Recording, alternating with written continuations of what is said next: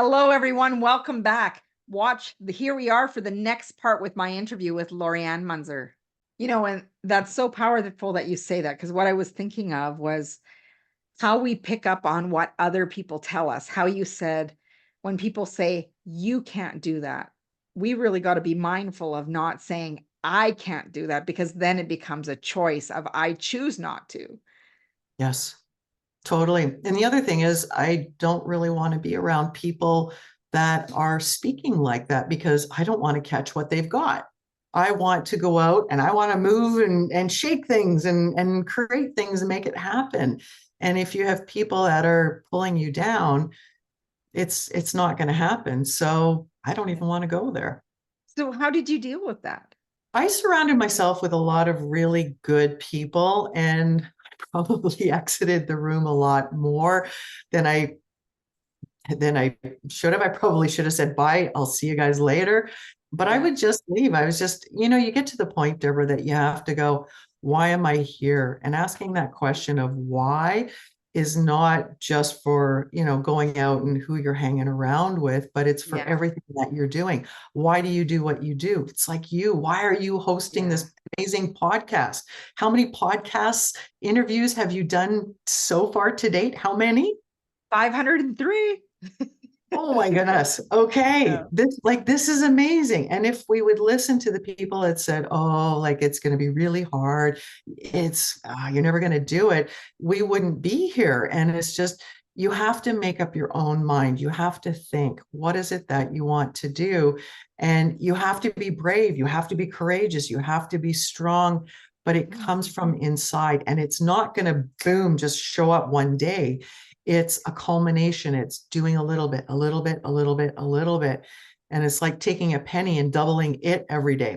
It's the $1 million question, right? If I would give you $1 million or give you a penny that will double every day for 30 days, which would you like? And if you think about the penny as being a habit or being your affirmation, I'm going to repeat it just for today. And then the energy is going to double. And then it goes from 1 penny to 2 to 4 to 8 to 16 and then 32. And then I lose count after that.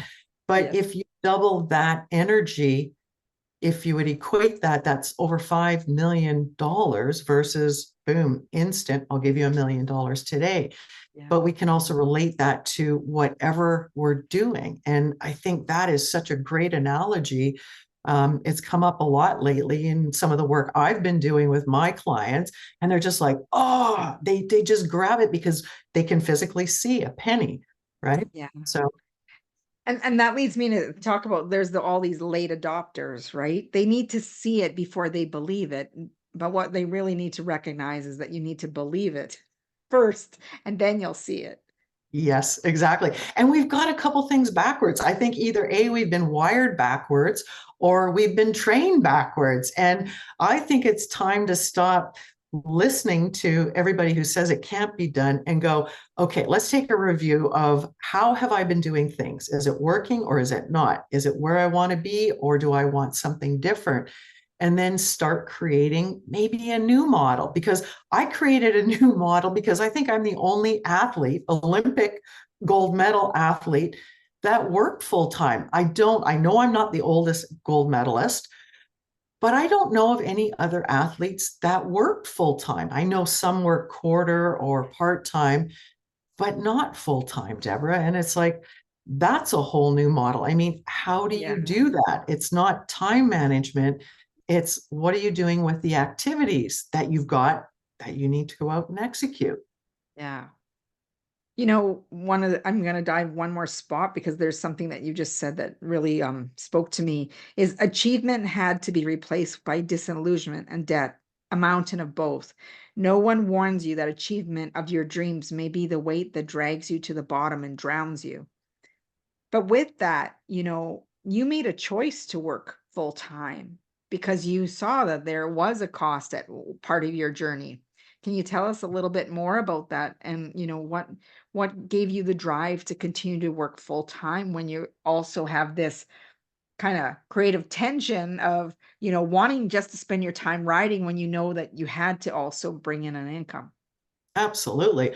I lived off of, I think it was $16,000 gross a year when I was working. Because when I work when I worked, I got paid. When I was traveling with the national team, I didn't.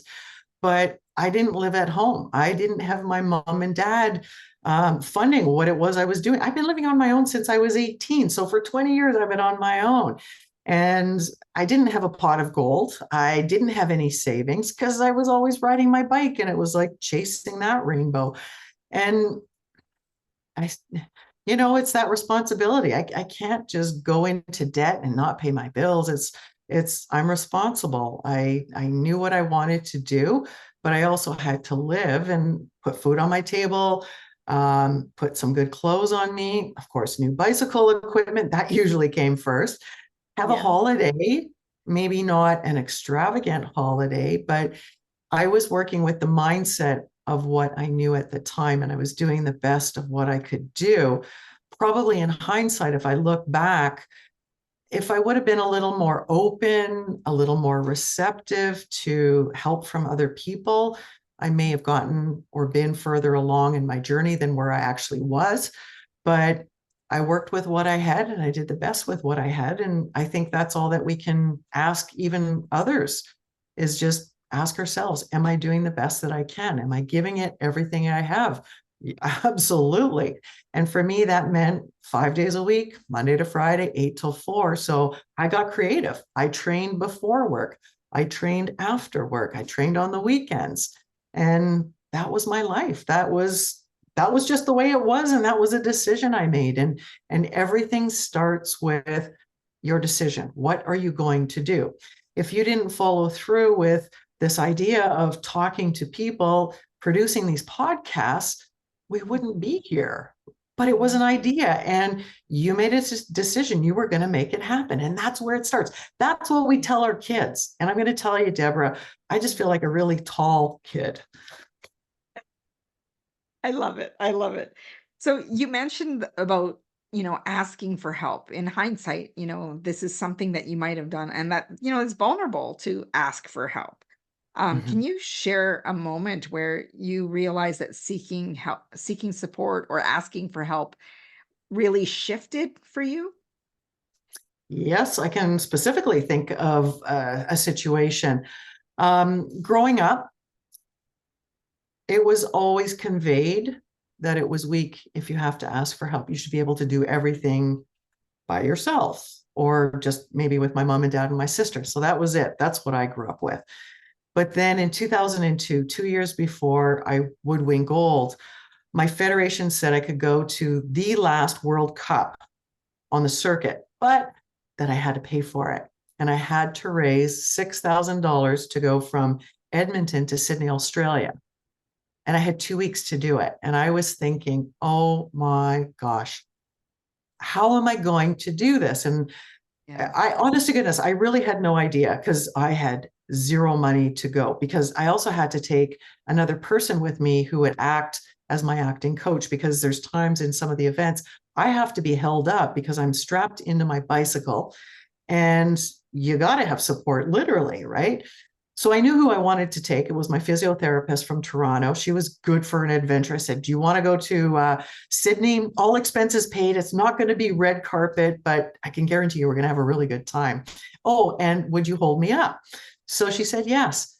I was talking with one of the ladies at the World Health Center Club where I trained just here in Edmonton, because it was across the street from where I worked. Yeah. And I said, Brenda, I said, I have no idea like what I'm going to do to raise this money. At the end of the workout, there was a piece of paper in my boot because the lockers were so small that my boots didn't fit in. Deborah, I pulled out the piece of paper and it wasn't a piece of paper. It was a check for $500 from Brenda Miller, who would get the ball rolling. The She talked goosebumps. to the other ladies, the other guys at the center club, and they did, I don't know how she did it, but she helped me raise $6,000. And that was a moment when I really needed help. I I guess I asked for help. I didn't say, could you help Yeah. me? But indirectly, because I had the vision, I wanted to go to Sydney. And she knew my situation because she had like six-pack abs, she had the arms, I had the legs of steel. So we were always checking each other and just, giving each other the evil eye, of course, and just poking each other in jest. Yeah. But that was the moment where I knew that she helped. And I did ask for help indirectly. And it was an incredible experience. I got a bronze medal.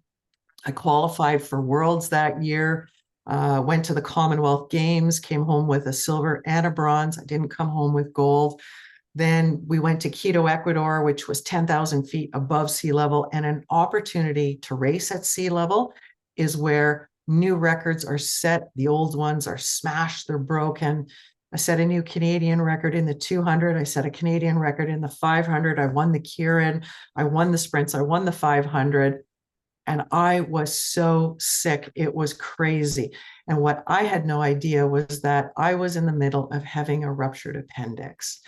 I made it home just in time, but that was the end of my season. And that year the goal was to win the world championships. And I was on fire. I was so physically fit. I was mentally strong that the only thing that could have derailed me was the appendix. And it happened. So I didn't get to go to worlds. I did recover from the appendix. But the sad news was that a couple weeks later, Brenda Miller was on a cycling trip with 10 friends just outside of Jasper, and she was hit by a van and she was killed. So, My gosh. yeah. So Wow. super tragic. And if you notice Mhm. in the video, when I'm on the podium, I've received my Olympic gold medal. I Yeah. out of my skin suit the medal that I wore that was Yeah. Brenda's gold medal from when she was the #1 student in pharmacy at the U of A. So for 2 years, I carried Brenda as moments of inspiration when it was really hard, when Mm. the devil jumped in and Yeah. started to take over. I would take my thumb and my index finger and I would rub that medal and I would think, I'm here. Brenda's not. What would she tell me to do? And that usually got my head back in order and got me thinking in a better way again. Wow. I have to tell you, when you first mentioned that $500 check and just sharing that she passed, I had the same sensation that ran through my body. And I was like, whoa, my body's telling me something, you know. Um, how profound. And knowing that sharing your vision with another person ignited for them to be part of your journey, and how you were able to carry her throughout that journey moving forward is just phenomenal.